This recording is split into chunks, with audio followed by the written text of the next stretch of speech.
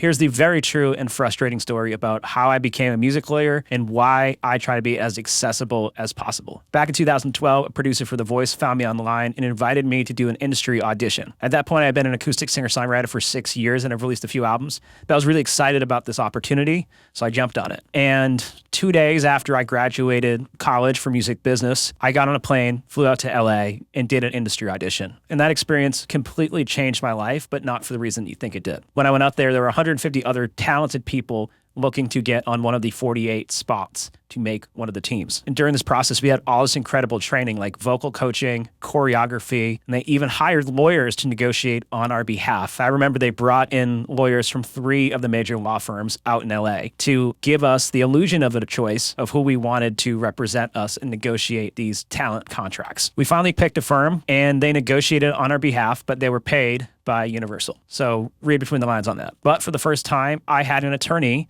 that I was working with through that process that I could send emails to, that sort of thing. We signed these contracts and we moved forward with the show. And a few years later, in 2014, I am about to release a solo EP. It was completely independent. I wasn't signed at that time. And it ends up making it on the front page of iTunes and charting on the pop charts. And understandably, I'm a little freaked out. I don't know how to capitalize on this moment. And people are reaching out to me. And they're saying, who's your lawyer? Who's your manager? And I didn't know what to do. So this being the only attorney I ever talked to, I said, that person is my lawyer. I reached out to his office. I called him and I said, I'm getting some offers. I would love to set up a meeting with you and discuss how you can help me with this deal. I never heard back from him. And while I was waiting to hear back from him, things cooled off. People kind of lost interest. And that was kind of it. And I remember at that time feeling really low, like I was good enough to work for when Universal was paying your legal bills, but not now. I'm not important enough to get that phone call. And that really hurt me.